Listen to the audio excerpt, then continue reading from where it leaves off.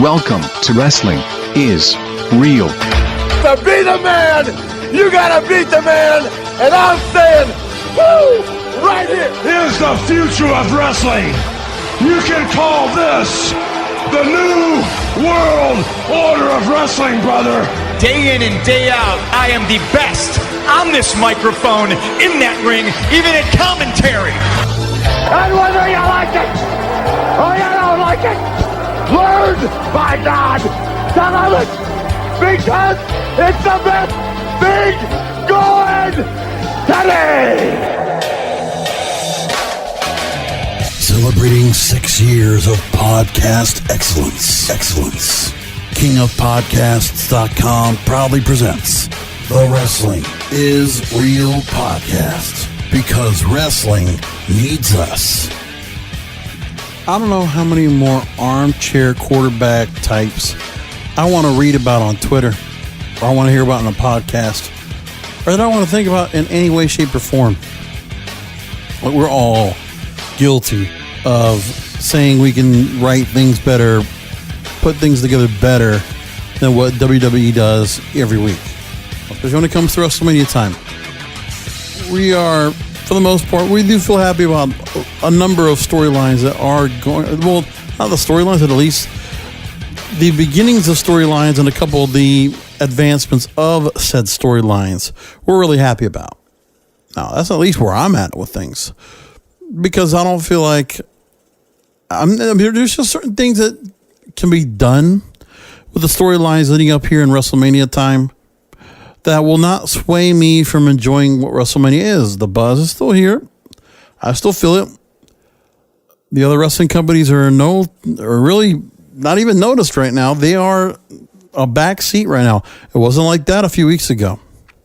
For every event that wasn't all elite wrestling thing or any roster changes or things like that, I mean, it looks like, well, as an aside, WWE has done what they need to do to calm things down with all the outside interference, all the outside issues that was really bothering people, really just making WWE look like they were being vulnerable and they could be affected by the major independents really getting a big push on making some big things. But we haven't seen any new signings that have really shocked the industry. We haven't heard any more real significant releases yet. We haven't heard anything at all. We probably won't hear anything until after WrestleMania. That's really when the fun's going to be. I think that's when everybody's going to find out. Things will really start flying after that. Because the thing, wherever WWE needed to do, that they did a month ago. Because remember, a month ago, things were really bad. We were 2 weeks removed from Royal Rumble. And storylines were not getting any better. You had the initial start of the Becky Lynch Ronda Rousey storyline, and it was going nowhere. Seth Rollins and Brock Lesnar were a non-starter because Brock Lesnar, even now, has not shown up on television as of late much to get things started with him being on the WrestleMania main event card. We had no clue Batista was going to be a part of it. Look at where we were a month ago, 4 weeks ago. We were all complaining. We were all just not feeling it at all. And then the talk was always about, oh, look, the G1 Supercard, Madison Square Garden. That's what people wanted to talk about.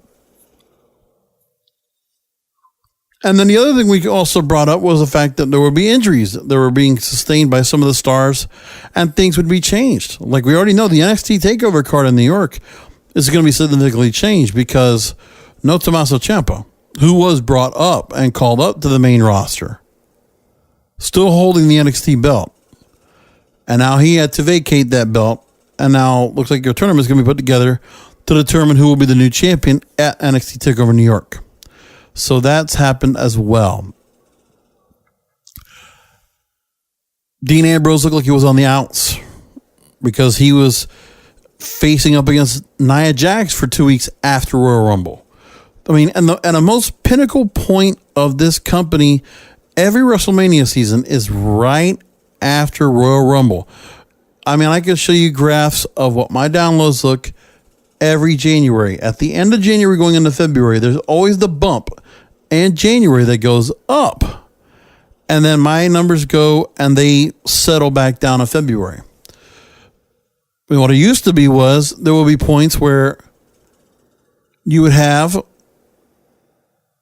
some months that, you know, the buzz for January would bring things up.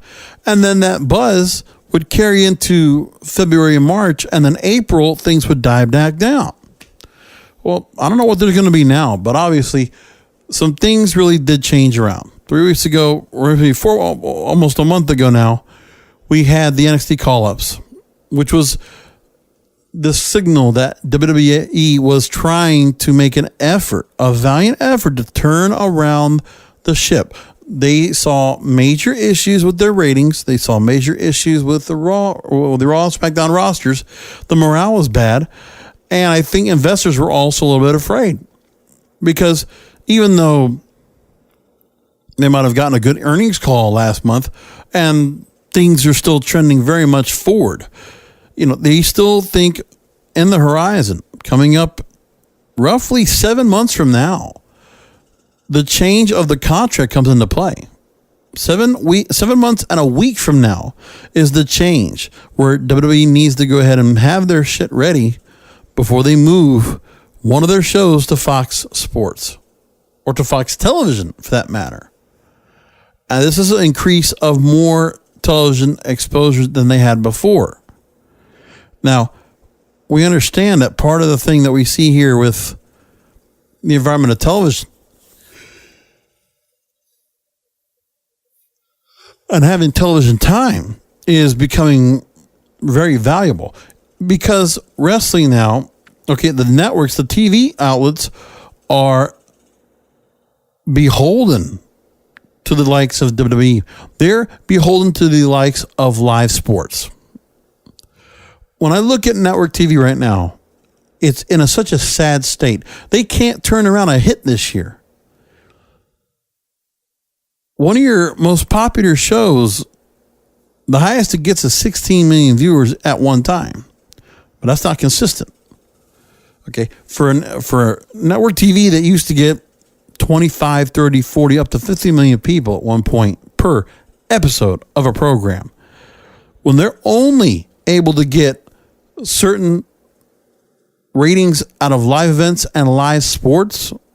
There's a story that I read on my sister podcast, the Broadcasters Podcast. I mentioned the fact that it was 61 of the top 100 rated television shows this past year, 2018, were live events. And I want to say that was about 50 plus of those were sports. And remember, now, WWE might not be live legitimate sports that have outcomes that can't be determined. They're all predetermined here, but it's still live and it's still sports competition, whether they call this sports entertainment or not. Okay. But that all right there scared the shit out of WWE officials and management and the company itself. So the whole company needed to have a concerted effort to turn this thing around. They've done that. Now, have they done it correctly? No. Have they been able to get themselves into the right direction and made everything say that, it passes continuity, it passes the smell test, it totally reeks of logic? No, absolutely not. So with WrestleMania here, we could talk about the matches as well, but a lot of people that do the podcasts, they like to look at what doesn't go right. And people want to come in here and say, well, they'll be creative writers, they could do a better job. Well, some of them might very well do that. But do you really want that pressure? Do you really want to be in their shoes? I think the most important thing that's got to be said is that some of the people that have been brought into the mix, starting with Bruce Pritchard, and then including, say, Jeff Jarrett and others that have been brought into the creative mix, having talent, that's no longer active talent, but they are very much useful that are able to inject some old school principles back to storylines. Or, in the case of Bruce Pritchard, you have people now behind the scenes that will do a better job of conveying messages to Vince McMahon about storyline ideas, or being able to take a creative idea from the creative team that they're trying to get to and trying to get the right spin and say, oh, you know what? This is what we did with it last time. Or this is how we could do it now. And that's what they're doing. You can see that right now. Because certain things happen in WrestleMania time that we've noticed that do create some real organic storylines for WrestleMania. Even if the show might be already predetermined and they already know what the card's going to be months in advance. Like, they always talk about at the end of the year, you already have an idea more or less of what a couple of the matches are going to be set up. And your main events are going to be set up.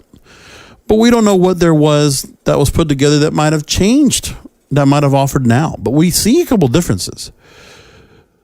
When you see Roman Reigns return, when Kevin Owens is back to return, when Batista is able to appear, all those things take into account. So we don't know where they were going to go and how well things were going to turn out. Is it perfect? No, of course not. It still isn't. But that's okay.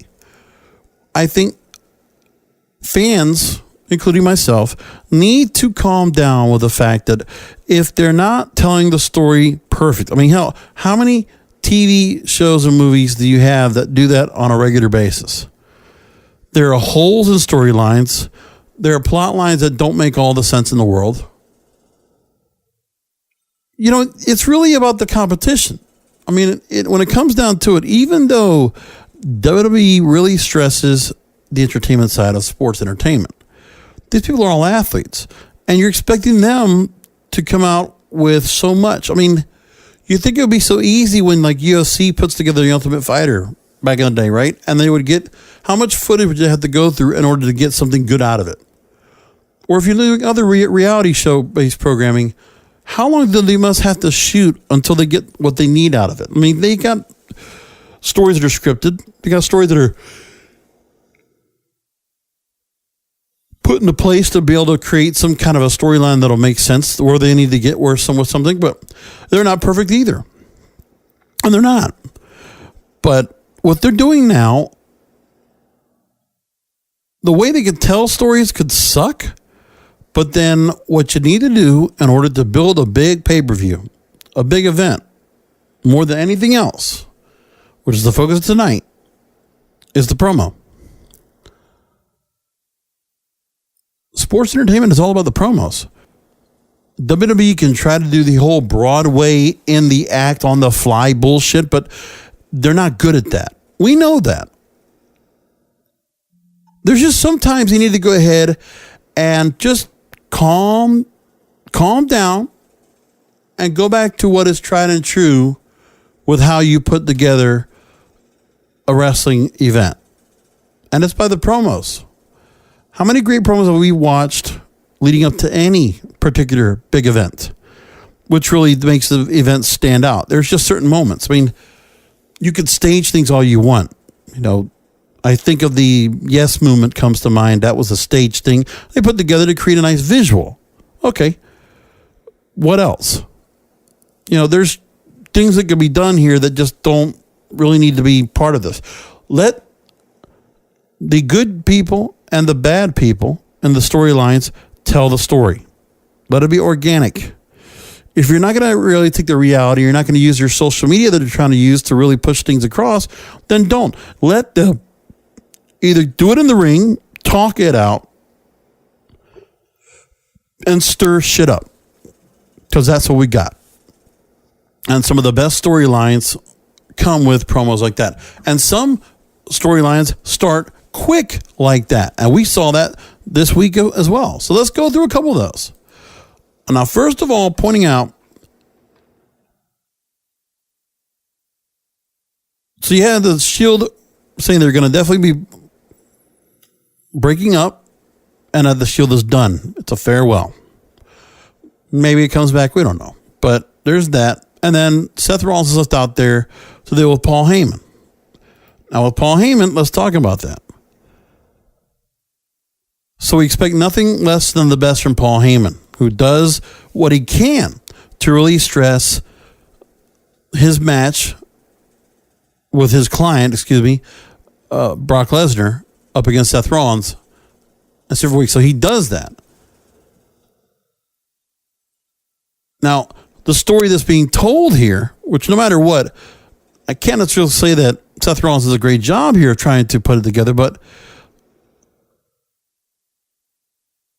this is what they go ahead and do. Paul Heyman comes out, says that Lesnar's been able to make past achievements, but then Brock Lesnar, with Seth Rollins at least trying to tell the story while doing the Brock Lesnar. I mean, we can't let Seth Rollins do the things where he's trying to mock. He's horrible at mocking. He's horrible at being, if anything, really sarcastic. John. See, all we do is make fun of it. I mean, I think that's one thing you get out of that. We hear John, and everybody knows what that is. If we hear him doing Brock Lesnar, we now know where he's coming from with that. But it's in a bad way, not a good way. It's awesomely bad when he does that. But the story being told now is that Brock has struggled, which they've explained. Brock Lesnar struggled with Daniel Bryan, AJ Styles, and Finn Balor as of late. And that the diverticulitis issue has come into play once again. And that Brock Lesnar nearly lost. While Seth Rollins is doing a shit job explaining that. And that's not against him. It's just he's not that good at putting those kind of promos together. He's not the guy to make epic promos with. He's never been that way. He's okay, but he's never been that good. What sells this is Paul Heyman. He sells it well because you see his look, the sour puss on his face when he starts hearing all this, and I'm like, well, there you go. Now you got him. So then Seth, he says he's going to slay the beast, and then angers Heyman, and then he comes out and says Brock was lack of preparation. He wasn't prepared for those matches. He only had 5, 6, 12 days for it. Okay. Then we saw Lesnar in a really excellent package, which is, again, when you don't have the guy there, you got lots of footage of it you can bring back to him. You got to at least show your opponent on screen.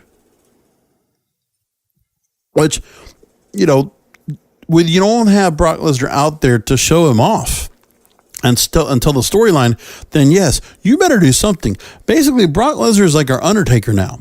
When Undertaker always came around, it was always like once or twice before his one appearance, and there you go. So Brock Lesnar's like that now. I mean, he is the Undertaker spot, if you will. And it's not good. And then we get Shelton Benjamin coming in for a pseudo match, but what we don't get about this is the fact that nobody gets the explanation that Shelton Benjamin and Brock Lesnar knew each other for a long ass time. The Minnesota connection. Well, that gets brought in late, and if it's not until Paul Heyman has to go in, several minutes into the match that he has, where it's unfortunate Shelton Benjamin was just being used as a pawn here, which really sucks. That's just horrible, but that's what they did.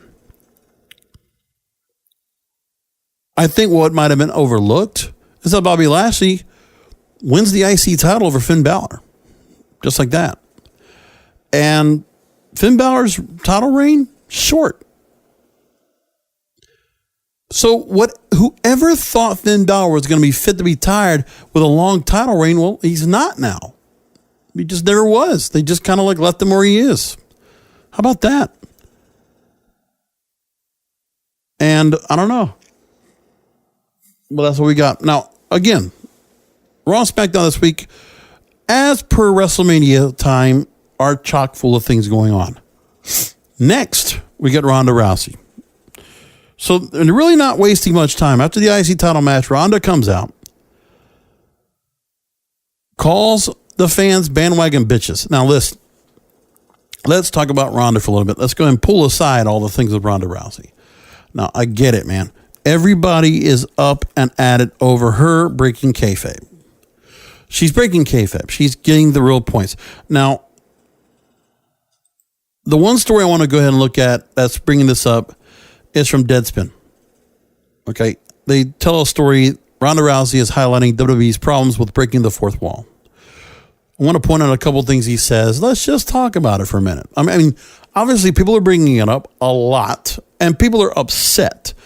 For weeks now, they've been upset with her journals, with her social media posts, the videos that are going out there, and what she's saying. And now it's being translated into the ring. Because what they say in social media, I'm not going to put too much weight until you actually see what they put on television. So now, they're trying to make a point about how Ronda is unfamiliar with the beats of professional wrestling, but attuned to how narrative works.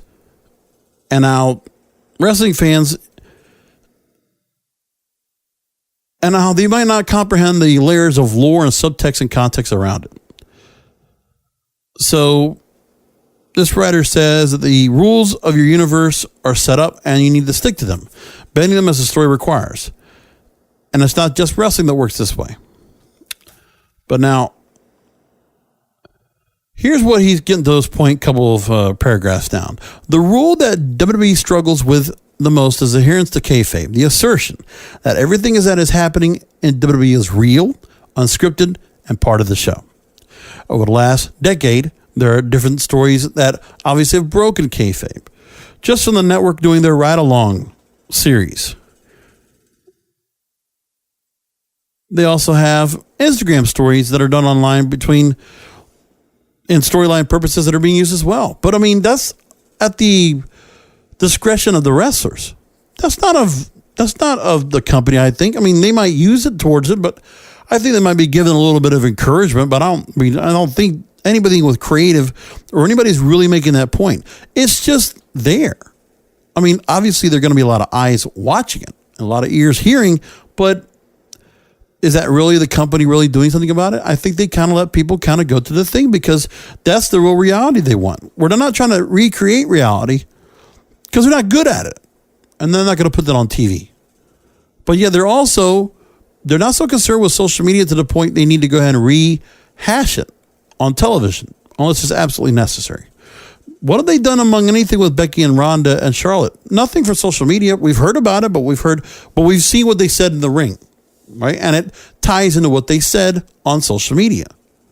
Batista, I think, is the last person that was even shown through Instagram or anywhere else because we needed to get some kind of response when Triple H needed to get started confronting Batista after Ric Flair's 70th birthday. That storyline needed to get started. So they used not only the footage from that week, the Batista crashing the party and ripping down Ric Flair. Then they used the Instagram video, which was used more to the effect of the audience, that he didn't want to show up.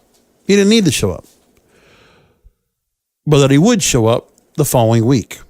So all that right there is into play. So now enter Ronda Rousey.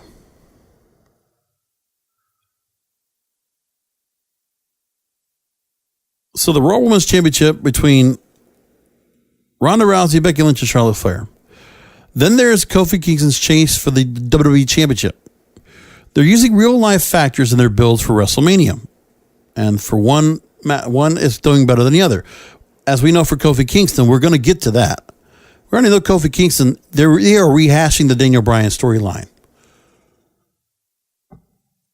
And they're doing an excellent job of it. I mean, you're doing as good, probably even better. And that's only because Kofi Kingston is a veteran. And not even to the veteran that Daniel Bryan was, where it was the independents coming in here and not getting a break. No, this is Kofi Kingston being in the company 11 years and not really getting that break. Hints of it, but never the real break. That's the point of that. Now, let's talk about the storyline that might not be working for those and what people are talking about. So this is what the Deadspin article says. So the former UFC Women's Champion, Ronda Rousey, Women's Lightweight Champion, she joined last year with a character template casting her as a wide-eyed superfan. Sure, she could break everyone's arms, but joining the company where she was mostly portrayed as a lifelong dream come true, it didn't work. Right? This is what they try to do. It didn't work. The fans turned. But with Ronda Rousey, they were not afraid of turning her heel, which is more natural for her. I think she feels more comfortable in this role. No matter how you slice this story, no matter if you don't like the kayfabe that's coming out of her mouth, she's doing her best stuff now. It took a year. Like, her work rate has gotten really good. She has progressed as a wrestler across the board. And this heel character better represents the type of persona. Now, we're not saying Ronda Rousey is a bad person. We know that. She's a really great person. We see it. From everything we've seen on television and her appearances, you know, she seems really likable and lovable.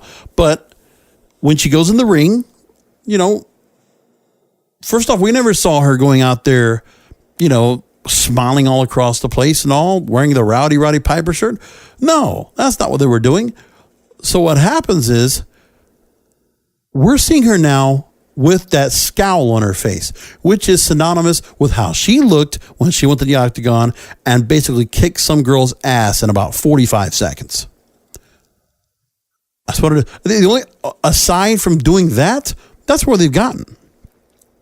And that's the way it's supposed to be. But now people are complaining about this. Listen, she's still an MMA fighter. And if she's going to shit on professional wrestling, yeah, that makes sense. What do you think fans on the outside will be looking at in this storyline? Okay, Ronda Rousey is a major figure at WrestleMania this year. This is a story that will draw MMA fans. This is a story that will draw casual fans, because they will draw into the fact that this wrestling is fake shit. They like that talk. And wrestling fans don't. But I mean, I'm a lifelong wrestling fan, and I get it. I get the consternation of fans out there. I really do. But it doesn't bother me. Okay? If I was worried about that, then you could have got me back in the Attitude Era when everybody started dropping kayfabe, okay? Everybody started dropping their own real names. You know, I mean, you could pick times when they do that, right? You could pick the pipe bomb from CM Punk. You could pick Shane Douglas dropping the ECW belt. I mean, you could pick a lot of different spots where everybody drops their names and they do this and that. I mean, everybody does it, okay? That's what they do. So kayfabe can get dropped all the time. But for whatever reason, Ronda Rousey's persona non grata now because she did it. But she's going over the top at doing this. But that's the point. She's playing a heel, and she's doing an excellent job of it. If that's supposed to piss you off, that's what you're supposed to get. I mean, come on now. Bandwagon bitches, love it. All right, back to originally to the Deadspin story. I'm going to get back to what was going on with Ronda and talk about that. Now, this writer for Deadspin, okay. Luis Paez Pumar, he's out of touch here, okay? He complains that Ronda is an abhorrent talker. She speaks too fast, gets rattled by hostile crowds, lacks the mic skills of even mediocre talkers like Bayley or Natalya. And between those shortcomings and some of her, to put it kindly, problematic real-life views, Rousey left WWE little choice but to turn her heel. No, that's fine that they did that. And then this guy also tags a story that they also wrote about how MMA truthers are supposedly truthers, conspiracists, or just plain weird. So this writer's already trying to shit down. It's really shit on Ronda Rousey for whatever reason. He just doesn't like her.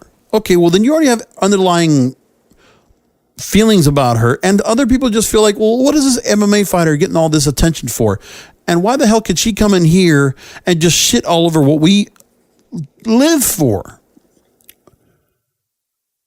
It's fine. Everybody relax. So now they said that this feud, her heeldom, that's not a word, is being pointed towards WWE itself rather than just Becky Lynch. And her promos and her missives, it's another word I don't know of, have turned towards kayfabe breaking cheap tricks. Bullshit. You know, do you understand? And you know, Luis Paez Pumar over here. Do you realize something? If Becky Lynch wins at WrestleMania and becomes Raw Women's Champion, you think anybody's going to care? You know what people want? They want Ronda Rousey to get her ass beat. And they don't want Charlotte Flair to win that match. They want Becky to win. And you know what? If Becky Lynch wins that match, this all goes away. It might continue, but I don't think anybody's going to care about it. It's not going to matter. So, you know, fuck off, man. Really. If you're going to have your underlying stories, that you feel like these are conspiracy people and truthers and all this bullshit, you know what? Fuck off. You know, if you got some underlying reason why you don't like people, then that's your problem. But trying to tie that all in, that's bullshit. I'm sorry. It is. Not afraid to say it. It comes down to the fact that when you really want to piss people off and get storylines across, you say what Ronda Rousey's been saying and has been free to say and has not been afraid to say anything at all. You know, if you wanted Ronda Rousey to become the heel, this is what she was going to do. This would be like if she were not even with the company anymore. She would be saying this shit right here. But she's not away from the company. It's being effective now because she is in the company. And she's in a big match right now. And she can talk shit because she's holding the belt and nobody can say a word about it. Oh boy. Well, you're fucked. What are you going to do? So there's that. Now, and what do they do? Okay, so now does Ronda kind of, spit her words out a little bit? Yeah, but I don't think she's necessarily scripted. I mean, she scripts herself. I think she does write some of the stuff that she says, and she does relay it back. She might talk a little bit fast, but that's how she's always talked. What do you want her to do? You want her to be like Broadway trained or something like that here? You want her to have gone to acting school or something and say, well, I'm going to call you Carney con artist. No, that's not going to happen either. Doesn't necessarily care for that line, but, I get it. Listen, it's fine. Now, back into the storyline, Becky and Charlotte, she calls jokes, as well as anyone that believes in this whole charade. Then enter Dana Brooke, which, by the way, she looks in great shape. I didn't realize she lost so much weight, and she really got herself in amazing shape. I'm interested to see what they do with her after WrestleMania. Obviously, they threw her out there as a sacrificial lamb, if you will. So that's fine. But, move forward. Maybe we'll see something with her. We'll see what happens. But then Ronda, after she kicks Dana Brooke's ass, she starts saying, because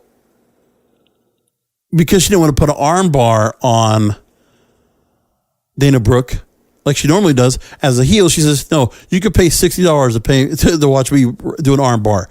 It's not even so much she's actually talking about WWE, because I know everybody can talk about, but wait a minute, WWE Network's $10. No, it's because we've heard the stories, and maybe you've heard the stories that, Ronda Rousey might be on the outs. We haven't heard her sign a new contract yet. That her contract is only for a year, and she's working select dates, so we don't know what's going to happen to her down the line. Is she going to step away? Will it be changed? We don't know yet. So I don't think anybody's realizing that Ronda Rousey could be on the outs. She hasn't said anything like that yet, but what she's done so far has been defiant against the company. She's not defiant against the fans. She has truly done the full heel turn. This is a great heel turn. This is a great heel persona. Look, say what you will, and I love Charlotte Flair like anything, but I'll tell you, when you talk about the hottest person right now in this storyline, it's Ronda, which is the focus that WWE wants to have. They want to take the focus away from Becky Lynch. They don't want Becky Lynch to be the focus. Now, Becky Lynch is the focus of the fans, but the WWE, in their eyes, they don't want it to be. They want you to focus on Ronda. They want you to hate Ronda. They want you to see her. They want you to clench your fists, be pissed off like Chuck would, and really get mad. They want you angry, and they want you to see Becky Lynch win. That's what they decided to do that. But that's what they want to do. Now, if the company does right, they're going to have to do something where in a triple threat, there's a chance that Ronda doesn't even get pinned. That Becky could pin Charlotte and win. That could very well happen. They could do that, and then everything would be still pretty well said. Why do you think Charlotte will be added to the match? They could very well do that. Just because if Becky Lynch were to win and Becky doesn't get to pin Ronda, well, I think they want to protect that. I think they want to protect if Ronda Rousey were to get pinned. Who's going to be the one that gets to do that? Or who's going to be the one that's going to be able to get her to submit and tap out? Okay? Because it only happened to her twice in MMA fighting. And it's almost as if WWE is really respecting what her career was in MMA and how she was positioned there to where she is now. Kind of telling the same story. But telling the same story as if she never lost a match. But that's the point. And of course, when have you ever heard them ever talk about the fact that she did lose a title eventually and lost it? Well, we didn't hear anything about that. So all that right there, this makes for a great character. But I get it. I get kayfabe being broken and people being upset at Ronda. But to just start taking shots at her doesn't make sense. It doesn't matter. That's just a good heel character. It really is. And good promos that right around that really rail in reality are great. I'm going to move along now. So now we know Beth Phoenix is going to be joined into the whole deal with Nia Jax, Natalya, and Tamina. So something's going to be played there. The fact you're getting a veteran back and Beth Phoenix is willing to come on back and perform, that's great. Then we get Triple H Batista. Let's get to that. Now, am I going to talk about Alexa Bliss being host of WrestleMania 35? As long as it's not the Weekend Update guys from SNL, yeah, that's fine. It doesn't matter. Okay. Now, I know Batista and Triple H have had matches before and they were great, but when they planted the seed of a possible match last year at SmackDown 1000, then I was all about it. I was like, man, let's do it. When I knew that match was coming, I was hoping it was going to be eventually coming because I think they weren't going to just leave that out there with the hope that maybe that wasn't going to happen. But the fact that Batista came back, give us a chance that maybe Batista will come back and do a match because he had talked about it. And then we get the build, and then all we had to do was one hot angle right there. Ric Flair's 70th anniversary. You might have pissed off the crowd that didn't get to see Ric Flair come out and celebrate. Fine. But the storyline that was being told as a result, excellent. And with very little said. Do I have your attention now, Hunter? Great. Everybody's going to remember that. And then Batista and Triple H, and Batista, by the way, man, clear out the spit, brother. He was spitting all over that mic, man. He was just frothing, talking back at Triple H. Give me what I want. Give me what I want. So we were just, in typical Triple H thing. It's like, okay, we're left in like, what the hell are you guys talking about? Give me what I want. I'll give you what you want. I'll beat you up right now. Okay. The back and forth, great. And then we get the reason why Batista came back. He wanted to finish his run in WWE not the way it was before he left. Not with being beat by Daniel Bryan. Not that Batista stuff that really put a bad taste in everybody's mouth. And coming back as a pseudo face. No. Batista wanted to come back as a heel, like the heel character he was before he left, at his greatest heel persona ever. I mean, it was his greatest work. The Spotlight Please. I mean, come on. That shit was gold. Gold. Great shit. And we get that guy back. And he wanted to finish on his own terms, be a Hollywood prick, and get the match. And then Triple H making sure no holds barred. So it's just a brawl. An old school attitude style brawl with Triple H against somebody. And the fact that it's Batista, They're going to work great together. This is not a wrestling match. These guys are old. That doesn't mean they can't pull off a good match. But these guys are going to pull out a good match. I'm pretty sure of that. And it will stand out, and people will love it. And people are going to be all over this, man. Like I'm saying, this is a match I'm looking forward to. And they don't even have to do any more build to it. Now, let's just get to the match. Because we know the next couple of weeks, we're not going to see Batista and Triple H together. Maybe we'll see some contract signing, something like that. But I got what I needed to be satisfied enough to be ready for this. You gave me 3 moments. The shot taken at SmackDown 1000. You gave me Batista attacking Ric Flair to spurn Triple H getting pissed. You know, Triple H saying something he was going to confront Batista, but then Batista and Triple H actually jaw-jacking each other off. Great. Awesome.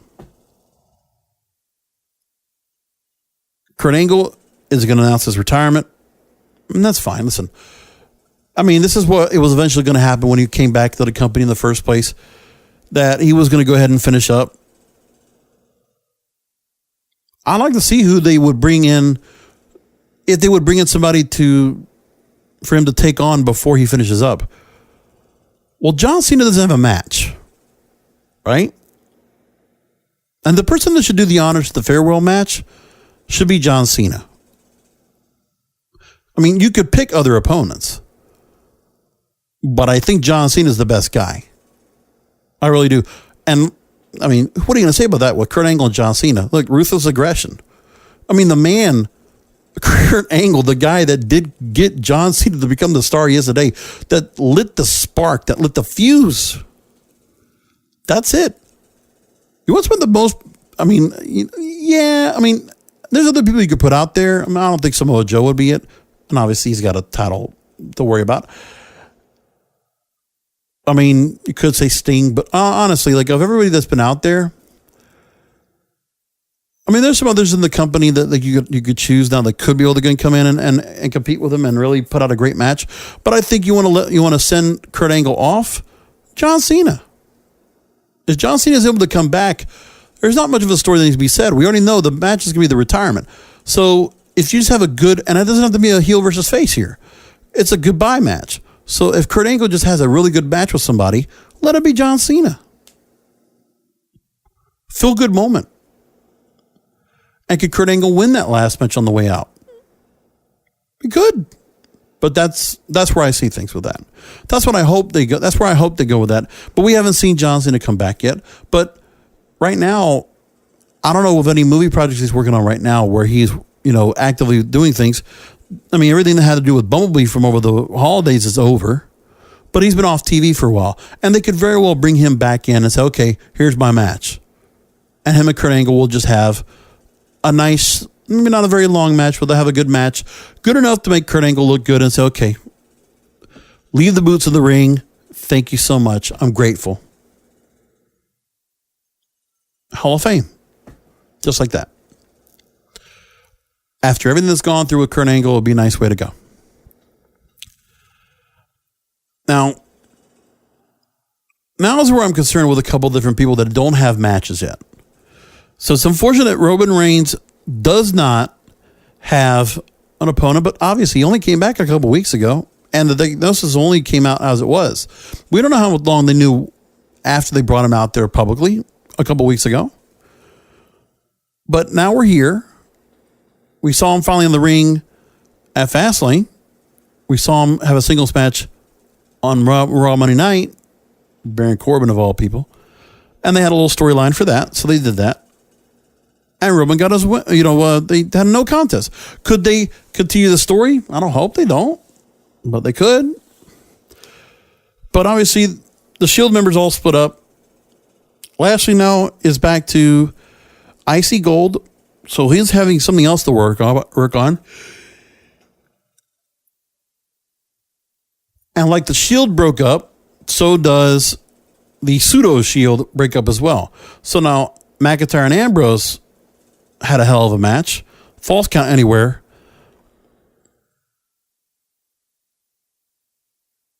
But now here's what's going on is that with Dean Ambrose, Drew McIntyre just tore the piss out of Dean Ambrose. and that Roman Reigns might be taking on Drew McIntyre at WrestleMania. We don't know yet. If they did that, it'd be a great match. That's a very good match to have. They're going to have some decent one-on-one matchups that'll have some good things to look at. So, I mean, I look forward to that. But, you know, a lot of things happening. And I think people just need to take into account what's going on here when it comes to being fearful of the things that don't matter. Okay, worrying about how Ronda Rousey's breaking kayfabe or how that storyline is going together. Now, the other story we're going to talk about now is SmackDown. Okay. We'll get to Kofi Kingston in a moment, obviously. Let's go through the cards on Tuesday night. So we get Shane McMahon after the really good heel turn at Fastlane. Now we're going to have to see Miz play babyface. A good babyface this time. It's a challenge for The Miz. We've never seen it before, but he's a veteran. I trust he can actually pull this off. This is not where he was before, where he was kind of like just a pseudo part, and him and Kofi Kingston, coincidentally, were kind of having back and forth matches, remember? So I'm waiting now, and remember, they were all back and forth with the IC title. Remember all that? So there's a chance here that we already know Shane, did really play a good heel here. He did tear away any of the, likability of him coming back and the whole thing. He showed his side, like he became daddy's son. He just became just like little Vince. And that's what we need to see Shane become, is more like little Vince. He needs to be Vince Jr. He's got to be more like his dad. That's got to come out in him. And hopefully this heel turn and the heel persona that goes on will evolve into him becoming basically like a Vince McMahon himself. Hopefully. I think with Shane, the heel persona should also go away with, personally, I think, maybe you keep the kicks, keep the shoes, because obviously that's his deal. But I think you might throw him into a suit. You make him a little more corporate. Make him look a little more like Vince. You already got you already see how he looks when he goes out there with the hair. So put the suit on him. Do something a little more different to the character. He doesn't come out in the baseball jerseys anymore because that was the face Shane. We need him to come out as the heel Shane. So now let's get the visual there along with the storyline. That's what I hope they'll do with him soon enough. And a great promo. Because he says The Miz and his father this past weekend, his reason was beating down The Miz was that he was tired of everyone asking for his help to get ahead in life and what he could do for them. And then he attacked Miz in his hometown. He is the best in the world because he was born the best. That's the point. Be Vince. Channel Vince. Now we see there's a tag team match that's going to probably be eventually, or Ronda jump out, or whatever it's going to be. When you see all the tag teams being put together, I think Usos and the Hardy Boys, it's a lock for the SmackDown tag team titles. That's just a good match right there. I mean, people just are going to eat up the fact of novelty and legacy when it comes to future Hall of Famers and the Hardy Boys. And seeing the Usos out there, which is, the Usos do great when they do have another team to jump off of. So with the New Day, they do a great job. Next 3 weeks with the Hardys and the Usos, bring it on. Now, I wonder what happens to Matt Hardy now, because he's usually the mouthpiece of the two. So Jeff can talk back. He's gotten bet better. But if Matt Hardy's basically dropping the woken or the broken gimmick, do we still get something like that somehow, somewhere? I mean, we don't know what we're going to get from. We don't know what we're going to get from the Hardy Boys to counteract against the Usos. But the Usos are putting out great promos as well. They went off Uso Penitentiary great, and you heard them all together after that multiple man tag team match. Then Randy Orton, and this shit was good too. And Randy Orton decides to again pull the storyline about how he built SmackDown. And while AJ was working at bingo halls, getting tans with Dixie Carter, Randy Orton was winning titles and facing The Undertaker. And, we know you put the career side by side. They've been they've been in wrestling as long as they've been equally been in the wrestling ring for about as long a time. And the AJ's got a little more experience than Randy, but when you look at it, Randy Orton's just had that golden ticket. And then AJ comes back, calls, which, I was waiting for that for a long time. Somebody to call the RKO a fake diamond cutter. A fake ass diamond cutter. Fantastic. Thank you, AJ Styles. And then also using the fact that, you used your dad to get in the business, talk about Cowboy Bob. Good back and forth. Like we already see these guys having a little tease at each other. Then we get the bombastic promo against each other that really got things started. Great. Lock that match in. Those are some good singles matches we're going to get. Those are good to have. That's fine. And get stories that we get for it. Now, make the mention of the fact Harlem Heat. I didn't realize Harlem Heat was going to get put into the Hall of Fame, but Booker T eventually Booker T's already Hall of Famer. Second nod for him. It's not Stevie Ray. He's got to say fruit booty on stage at the Hall of Fame ceremony. He's going to say fruit booty. I hope he carries a slapjack I hope he carries a slapjack up to the podium. I really do. Asuka, they're just putting her out there for nothing. It's just stupid. It's sad. But anyways, Charlotte, Becky Lynch, they continue their thing, which is outside of Ronda. I don't even think Becky Lynch's story, her promo was that good. It wasn't. And the way they explained how she got into the match, because she was able to get Ronda to cause the DQ in their match at Fastlane, that's a bullshit line. Look, and it's not against Becky Lynch. I love the woman.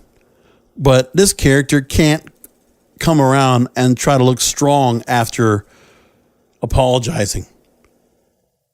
After getting lucky breaks of stipulations. Off of suspensions, excuse me. And then getting the DQ to get, pseudo into the match in the triple threat. Okay? That just makes the man look weak. And that's not good for her. But, hey, try to spin it as well as you can, but it doesn't look good. The only way it looks better is if you actually see something happen with Becky Lynch winning the title at WrestleMania. That's the only way you turn that around. Okay.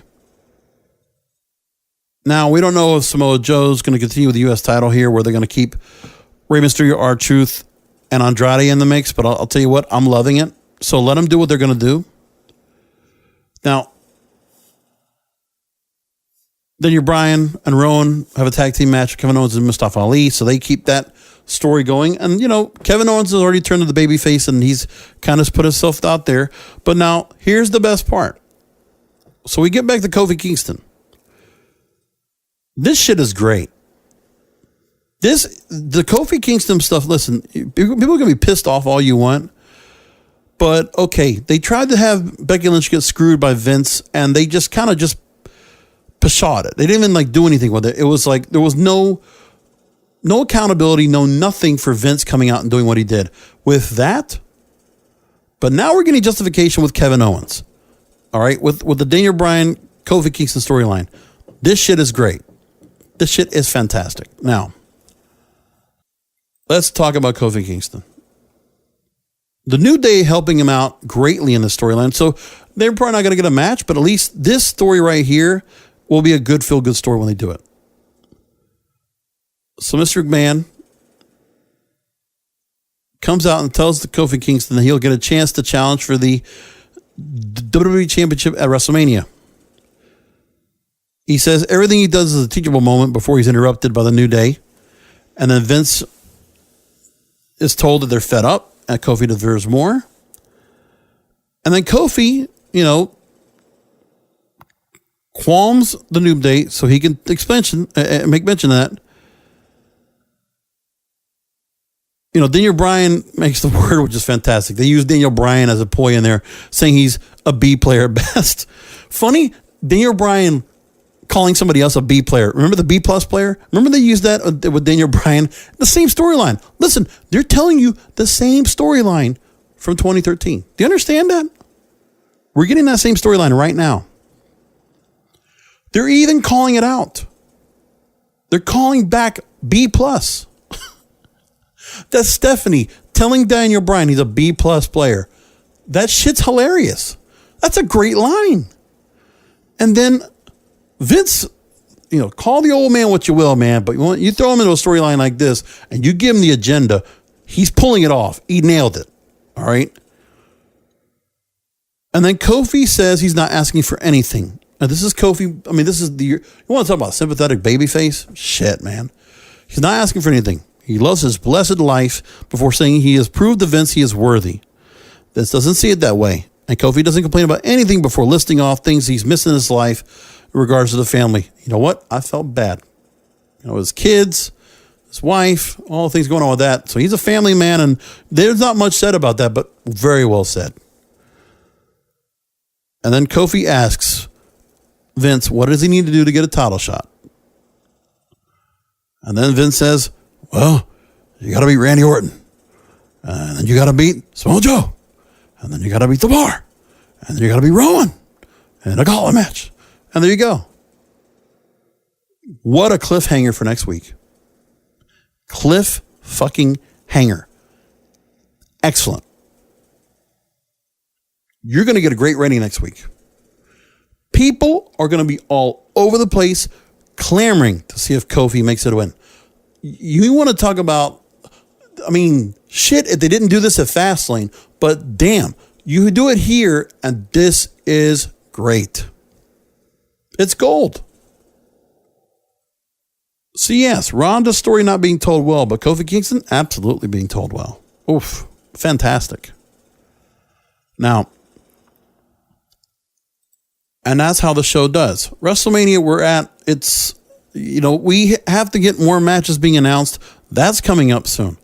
We already know the seeds of where they're going to go with certain matches, but we have to wait a little bit more. We have to wait a little bit longer to get the matches put together, but we're going to get that. We're going to get that. By the way, a quick little mention. Tampa getting WrestleMania 36? Yes.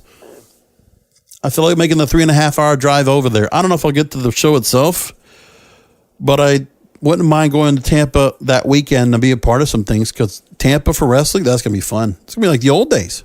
That'll be good. So far, we really have 6 matches that we know of. We know Kurt Angle's going to have his farewell match. I hope that is with John Cena. That's who I think it should be. Triple H Batista no holds barred match, locked. Shane McMahon versus The Miz, locked. And I would think that match is going to probably be a DQ. Maybe they do something else with it. You know, knowing Shane, he might make a Hell in a Cell. For all we know. I wouldn't be surprised. But it's what they're going to do with The Miz that really makes that story stand out. But they have time for that. They got this set up. Buddy Murphy will go against the winner of the 205 Live tournament for the Cruiserweight title, which will probably be on the pre-show. Then you got your triple threat for the Raw Women's title, Ronda, Becky, Charlotte, and Brock versus Seth, Universal title. They're off to a good start, man. They're off to a damn good start. Then we get Roman Reigns and McIntyre.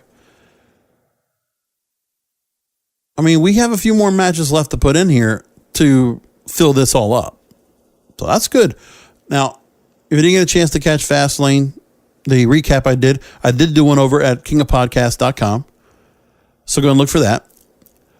Also, don't forget, I'm going to try to do some extra podcasts during the week, and that'll be via Anchor. And you can look for that on the kingofpodcast.com homepage. Just look for the Anchor logo down on the right sidebar. It's there. And you'll get a chance to hear me already with my first 2 episodes of King of Podcasts Extra. I tried Coco Scope. I tried Patreon. Didn't care for it so much. What I am going to do is I'm going to take an episode that I did on YouTube. Not YouTube. One that I did over on Coco Scope. I'm going to move that over into the King of Podcasts extra page. I'm going to put it there. Probably put that next couple of days. I'll put it there. Okay. And check that out. Now, one other thing I'm going to tell you about is my production work has been really on point. I've been doing some more web design work, and I'd love to get some feedback from you guys. Take a look at the website, La Nueva, LANUEVA 104.9 FM.com. It's a radio station I'm working for. It's a Spanish formatted radio station. I built the website out. I took a little bit of what they had from this existing WordPress plugin or this WordPress theme, and I did some little ditty to it. I want to know what you think. I know there's a little bit of white space. Hopefully it'll be fixed by the time you see that and you go to the website after you hear this show. I have to get that worked on. I'll probably do that next after I finish this podcast. I hope you guys will take a look at that. Tell me what you think about it. And remember, you can reach out to me, facebook.com/King of Podcasts. I do have my own page for King of Podcasts, which is everything that I do. Broadcasters Podcast, the Anchor Podcast, King of Podcasts Extra, and the Wrestling's Real Podcast. And any stuff I'm doing with Webmaster Do Cannabis Radio and all the other projects I work on. I'm a busy boy. Now, I just tell you about the website because I hope if you guys like what I'm doing with website design and you need help with your podcasts, anything like that. Listen, I'm not going to break the bank on you guys. I don't break the bank on myself, but I know how to do this pretty efficiently. I don't spend a whole lot of money on this. I am going to spend money on hosting, but I'm trying to get a good deal on that right now. I'm actually working on moving the site over to some other place so I can get it easy for me to work on and really just make it where I can, get the site to run faster, maybe do some more things with it, get some more plugins put into play so that the site really churns and burns. So I'm going to work on that too. Now, kingofpodcasts.com/production, or just look at the top of the .com. Take a look right there. There's a logo for it at the top right of the page. You can go there next. I might do a thing with the kingofpodcast.com page where I put everything in one spot as a static page and then move off so you can find the blog and you just look for Wrestling is Real Podcast. You click on it, you go to it. So I might just make that a one-stop portal. I've got to figure out what to do with that and how to make that work. But I'll figure it out soon enough. Meantime,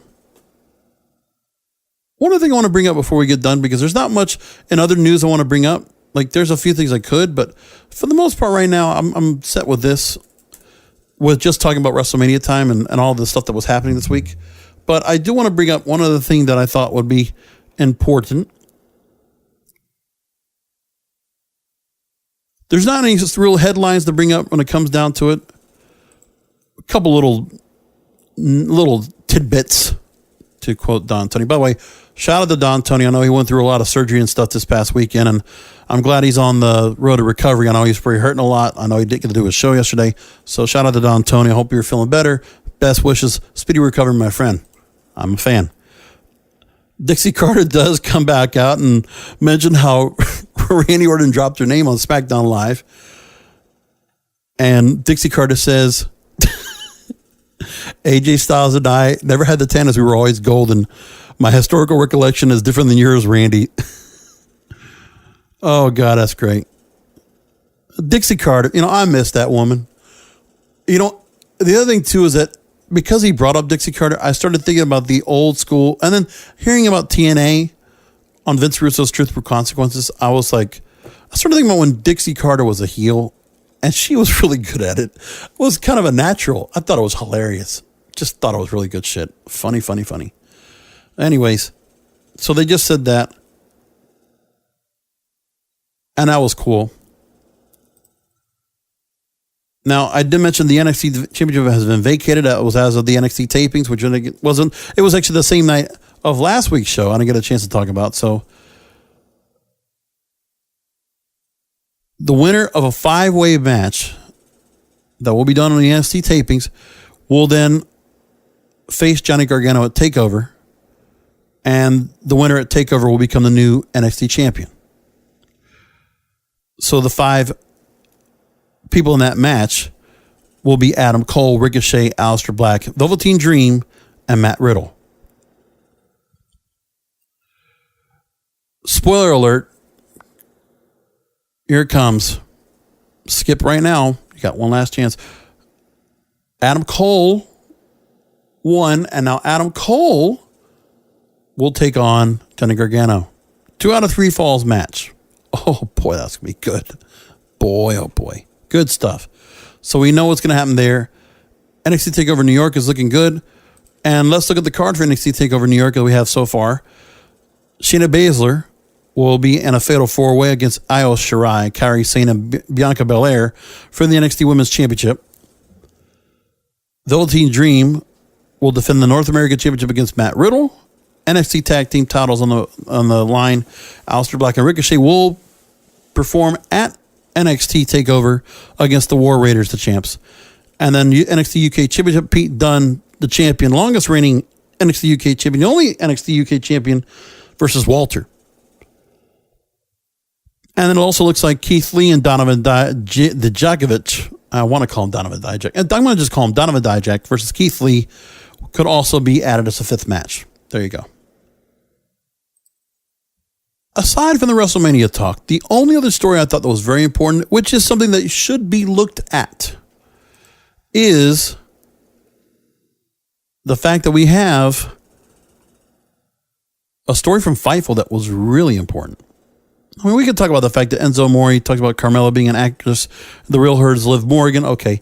And then we could also talk about how Dash Wilder tried to dash down the thoughts that they were looking to get their release, that was misconstrued. Okay.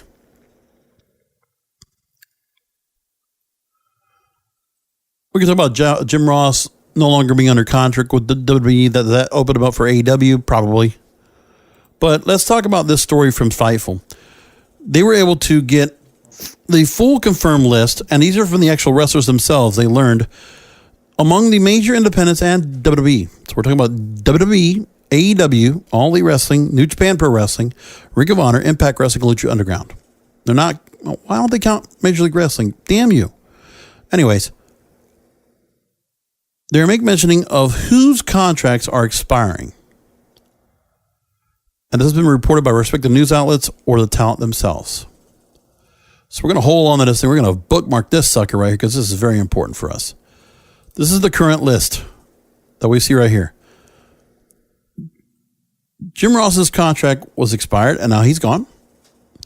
The Usos, AJ Styles, Dean Ambrose, Paige are also set to expire April 2019.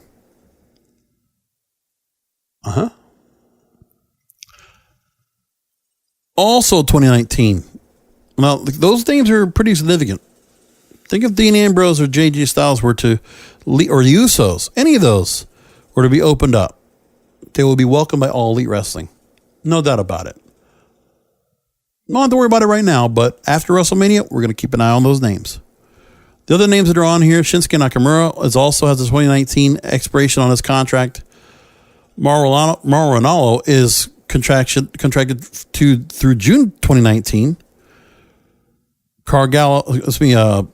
Luke Gallows and Carl Anderson through September 2019. Now, I have to assume that, well, it's interesting, Shinsuke Nakamura's contract goes in until April or September. They really couldn't figure out which one was which. Okay. Matt Hardy, Jeff Hardy, The Revival are all signed through April 2020. There we go. Mandy Rose is signed through late 2020. Rey Mysterio and Randy Orton are also under contract through 2020. Now, Rey Mysterio has an out clause every 18 months, and Randy Orton is in the final part of a 10-year deal that he signed in 2010. Mojo Rawley, Pat McAfee are both through 2020. Actually, you know what? I didn't realize this. Ronda Rousey is signed through April 10th, 2021. Interesting. There we go. I didn't realize that. And I didn't hear about this story. I didn't hear anything talking about an extension or anything like that. But here's what we did learn is that there was a chance that Dave Meltzer at the time did say that there was a good chance that she finishes with the company at WrestleMania. But there was also talk that she would be,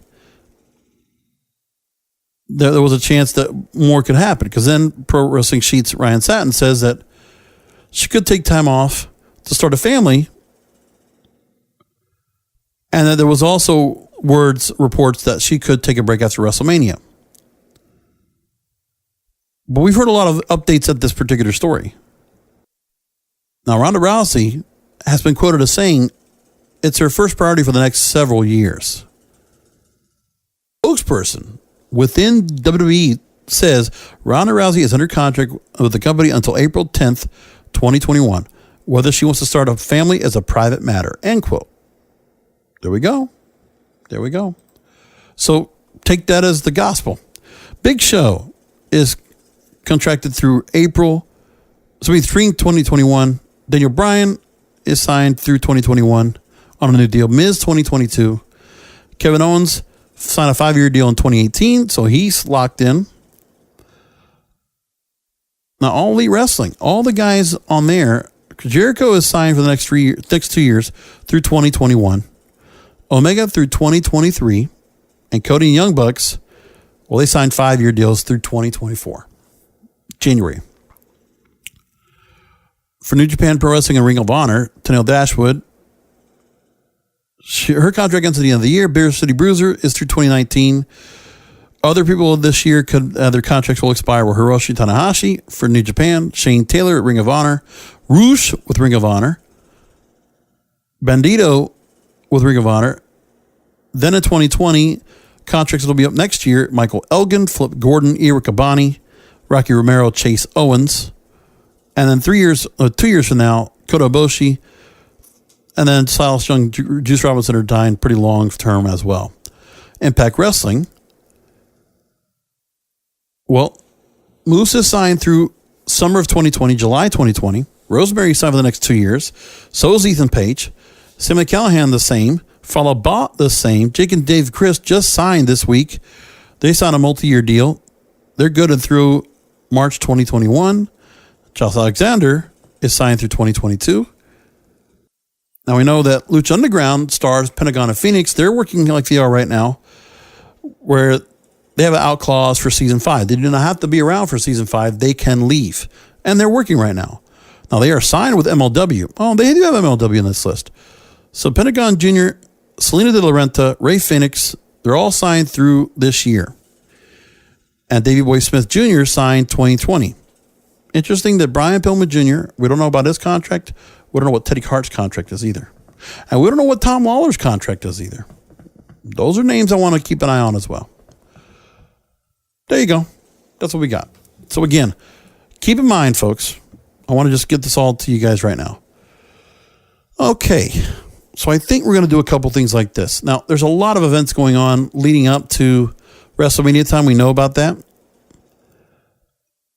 So the weekend of, I'm trying to think what we're going to be able to go and catch while this is all going on. Well, this weekend, we haven't talked about it, is the Ring of Honor 17th anniversary show. There hasn't been much talked about it in general anyway. Like, nobody's talking about it, which sucks, but it's like, it's so under the radar right now, but I'm going to watch it this weekend. So let's bring it up. We only know what we had from what we talked about last week. And we know what the G1 Supercard is going to have. So Jay Lethal is supposed to be taking on the winner of the New Japan Cup, which I don't think it has been done yet. And we know the title match, we have Jay Lethal against Matt Taven. That's set up. Let's go. You know what? We'll do that right now. Let's go ahead and do that real quick. I'm going to go ahead and do the full-fledged. Let's go ahead and do the preview predictions for 17th anniversary coming up this weekend. By the way, as I look on the list over here for the show, I realized that my predictions for Fastlane, which I didn't get a chance to bring up. I don't ever do that, I guess. So I picked Daniel Bryan to win. And he did. In a 3-way with Mustafa Ali included. Becky Lynch won by DQ, so that still means I win because I did call that match. Usos winning over Shane McMahon and The Miz. I was right on that. Sasha Banks and Bayley, I won on that. Asuka versus Mandy Rose, I was right on that. I was wrong about the Revival. Right about the Shield. And then Rey Mysterio Andrade, doesn't matter because that match got thrown into a 4-way. So there you go. One miss. Not bad. All right, so let's bring up what I said. Ring of Honor 17th anniversary show. We have the following. So again, I say Jay Lethal retains. I don't know if Matt Taven's the guy right now to bring up. I mean, I know they're doing a good job pushing him out there. I haven't looked at TV to really see what they've been doing with him as of late, but I'm going to watch and catch up. I think Brody King and PCO defeat the Briscoes for the tag team titles. I really think that's going to happen. Mayu Iwatani versus Kelly Klein. I think Mayu Iwatani will probably win that, even though Kelly Klein did have the belt, but didn't hold on to it for very long. Jeff Cobb versus Shane Taylor. I say Jeff Cobb retains. Bandito versus Roosh. I'm going to go with Roosh. When it comes to Marty Scurll versus Kenny King in a singles match, I'm going to go with Marty Scurll. I'm going to go with the young talent over the veteran. Well, maybe they might be the same age. I'm not sure. Jonathan Gresham versus Silas Young. I'm going to go with Gresham. I think that's a top prospect former top prospect that I think Ring of Honor wants to put themselves behind. Tracy Williams, Mark Haskins versus TK O'Ryan and Vinny Marseglia of the Kingdom. I will take Tracy and Mark to win on that. So that's coming up this week. And what I'm going to do is this. I'm not going to do a post show for the 17th anniversary on the podcast here. I think I might rebroadcast it. What I want to do is I'm going to do it on King of Podcasts Extra, which again, this is not a premium service. By the way, let me just tell you that too. I'm going to make it a point to you, and this is not a knock on anybody else that's doing Patreon, dynamic ad insertion, like listen to commercials of Progressive and Allstate and all this crap, right? I'm not doing that. I'm not doing it. Now, on the Anchor feed, the King of Podcasts Extra, yeah, I have it to promote Anchor. Okay, big whoop. I'll take a little money off of that if I can. But I'm not going to do that to you guys on this show. It's free. The Broadcasters Podcast is free. Everything else I do is free. I'm not worried about that. If you want to donate, which I don't bring up that much, you know what? Go ahead. Go to the PayPal page up there, paypal.me/King of Podcasts. You can do that right there. Or you can, sponsor the show however you want to do it through Amazon. You can still do that. kingofpodcasts.com/Amazon. Please, by all means, do it. It's going to be a benefit to you if you want it. But I'm not going to do anything where I'm going to use Patreon or Subscribestar or anything else to do that. I don't want to do any of that anymore. I don't. I'm not the kind of person that tries to sell myself, and I'm not going to try to monetize myself. I'm just good at what I do. I'm not good at trying to sell myself and put myself over like that. I don't have that kind of ego. I'm good at my work. I think I'm a very good person, but I'm not going to try to push any more than that. And I'm not going to do it. It's not necessary. So I will do the 17th anniversary on King of Podcasts Extra. Now, also, good news, it's going to get distributed just like the other shows do. It's already on Spotify. It's also on Pocket Casts. And it's going to be added to new platforms very soon. So keep an eye out for that. King of Podcasts Extra. Look for that on the website. And also look for it, anchor.fm/King of Podcasts. I believe it's right there. King-podcast. I believe that's what it is. But you can find it. And just look for it wherever you find your podcast.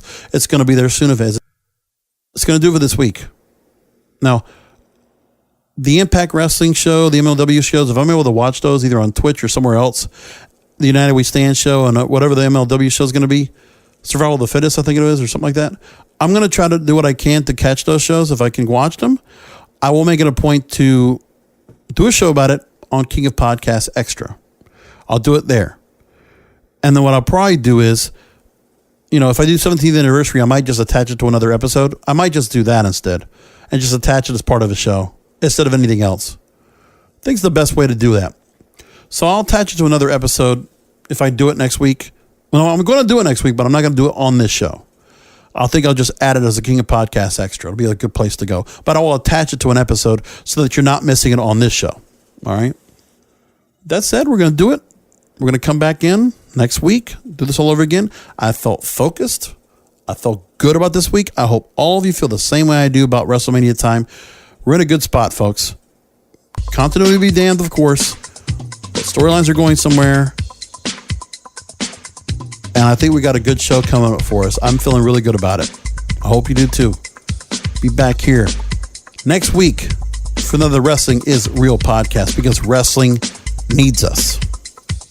The following has been a presentation of KingofPodcasts.com. Subscribe to the Wrestling is Real podcast from iHeartRadio, iTunes, Stitcher, Spotify, and Google Podcasts, and all major podcast portals. Follow the King of Podcasts on Twitter at King of Podcasts or at Wrestling is Real on Facebook. We want to hear from you 24 hours a day. Call into the Wrestling is Real voicemail at 561-899-7030 or email the show at kingofpodcasts@yahoo.com. And don't forget to check out the King of Podcasts' other show, The Broadcasters Podcast, found at broadcasterspodcast.com.